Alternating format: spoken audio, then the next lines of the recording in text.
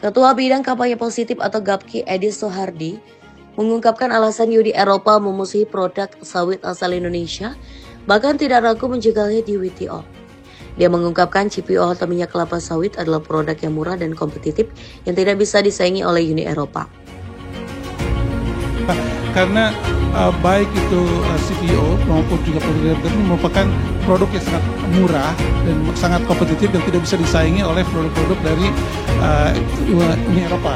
Karena Uni Eropa juga memiliki perkebunan dan juga prosesor untuk memproduksi minyak nabati berupa sunflower dan juga rapeseed, di mana biaya produksi dan harga bahan baku dan juga prosesnya itu jauh lebih mahal, sehingga sawit dilihat sebagai suatu komoditas yang overkompetitif yang tidak bisa disaingi melalui perdagangan mekanisme perdagangan bebas, dan satu-satunya jalan untuk mencegah masuknya sawit dan produk vegetasinya adalah mengenalkan hambatan-hambatan perdagangan. Ada 3 hambatan yang selama ini telah menghantam sawit. Yang pertama, biaya masuk anti-dumping, yang kedua biaya masuk countervailing, karena menuduh sawit ini disubsidi secara tidak adil, dan yang ketiga dengan non-tarif barrier, salah satunya dengan penerapan ataupun mengintrodusir EUDR.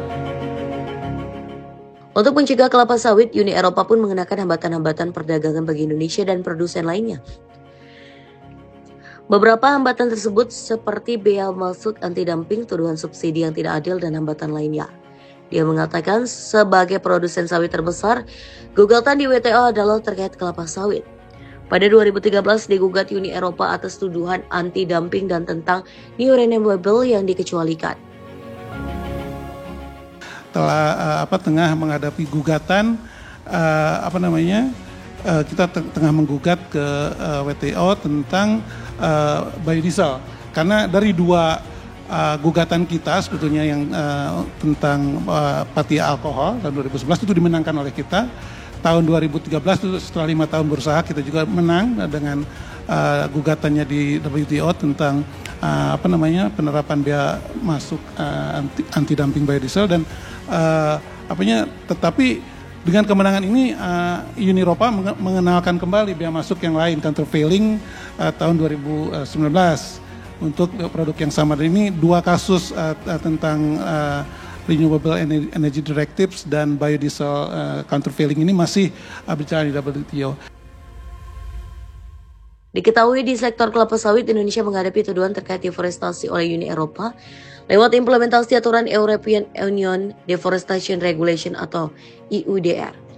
Di sektor pertambangan produk nikel, Republik Indonesia juga menghadapi gugatan Uni Eropa di WTO atas kebijakan pelarangan ekspor biji nikel.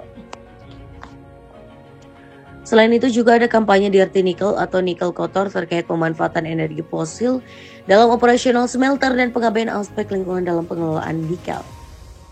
Staf khusus Menteri Perdagangan Bidang Perdagangan Internasional Kementerian Perdagangan, Bara Krisna Hasibuan dalam Trade Corner Special Dialog mengungkapkan sejumlah strategi pemerintah menghadapi hambatan dagang Republik Indonesia.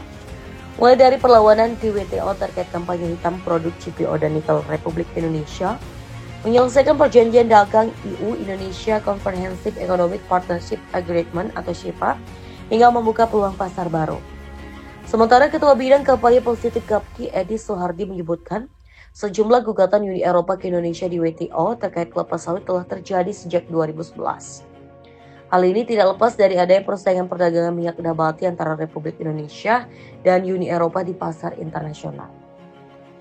Di sisi nikel, Sekretaris Umum Asosiasi Penambangan Nikel Indonesia atau APNI, Medi Catherine Lengke mengatakan, sengketa nikel di WTO terjadi imbas kebijakan hilirisasi Republik Indonesia, di mana program hilirisasi nikel yang dimulai sejak 2020 telah berhasil membangun 49 pabrik smelter RKEF yang menghasilkan Nickel Pig Iron atau NPI dan 5 smelter High Pressure Acid Leaching atau HPAL yang menghasilkan bahan baku baterai, yakni produk antara mixed nickel atau cobalt hydroxide precipitate atau MHP, serta produk akhir nikel sulfat dan cobalt sulfat. Menghadapi kampanye hitam terkait dirty nikel, APNI mendorong pengembangan hilirisasi nikel yang mengacu pada konsep Environmental, Social and Governance atau ESG. Lalu seperti apa tantangan perdagangan luar negeri Republik Indonesia sektor sawit hingga nikel?